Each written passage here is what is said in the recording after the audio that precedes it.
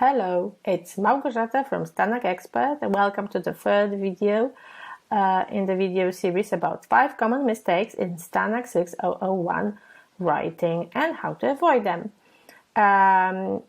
If you missed the first 2 videos, you'll find the link to the previous ones below, so don't worry, you can catch up.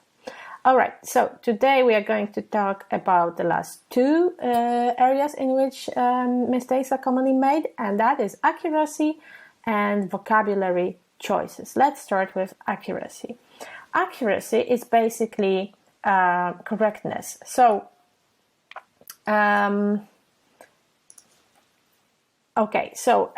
make sure that your text is grammatically correct. That is quite obvious that this is a common thing to make a mistake in. Alright, so how to check if your text is grammatically correct? There are a few places in which you can look for mistakes. For example, are all the sentences complete and finished? So read your sentences again and make sure if they are all complete and finished. Check if all the sentences have a subject and a verb, so like a person or thing doing the action and the action. Do the subjects and verbs agree? Check if the subject and the verb have the agreement. If it is he or she in present simple, there should be s in the end. For example, okay, do you use appropriate tenses? Make sure that you're using the tenses that will tell the reader what you want to tell them. Avoid unnecessary shifting from one tense to another. It may be confusing. Do pronouns such as it or they have a clear reference? So if you say it or they, does the reader know what they refer to? Right? So these are the ways in which you can check very quickly if you don't make the grammatical mistakes. Also, avoid using grammar that you're not sure of. If you are not sure how to use a grammatical form, don't use it. Don't risk it. Just use the form that you know very well instead, especially if it's the exam. Avoid copying language structures from your native tongue, which is called Calc, and is a result of translating direct structures word by word from your native tongue into English. And it can be very confusing for native speakers, but also for other languages speakers if they read what you write. How to make sure that your text is grammatically correct. Plan before you start. You can plan grammar structures that you're going to use in your text before you start writing. Read and edit your text after you've finished. It is really important not to resign from this part of writing. Editing is a part of writing. Don't forget to do it.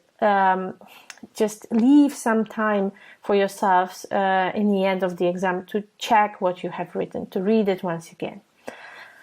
Okay, and here are the mistakes or the issues that can disqualify you from passing your exam.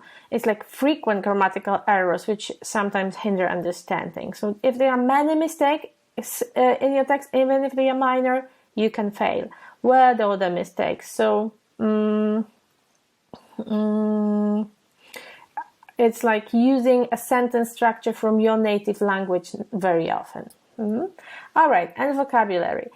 Use varied vocabulary. This is very important.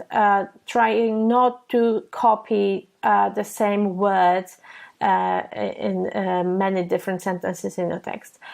Avoid using vocabulary you're not sure of, the same as with grammar. If you're not sure what the word means or how it collocates, don't use it. Use the word that you know instead. It's a very good idea to replace simple common words with more formal equivalents, such as instead of saying buy, you can say purchase. Instead of saying see, you can say consider or perceive. Like, you can do it intentionally. Avoid copying vocabulary from your native tongue. Beware of false friends. This is very often a problem in writing. Okay, and here are the very frequent mistakes in vocabulary use that can disqualify you.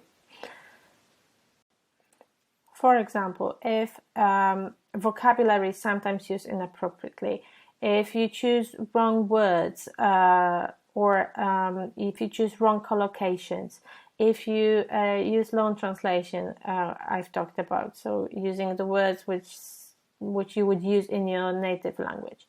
If you mistake parts of speech and use a verb instead of a noun, or vice versa. So thank you very much for listening to episode 3 and all the other episodes, I hope. And if you are interested in doing a practical workshop with me, in which instead of talking about theory as I have in this series, we can work on your text and learn how to avoid making mistakes on the examples from your text, then you are more than welcome to join the workshop, which is going to be run totally online, and it starts on the 9th of September.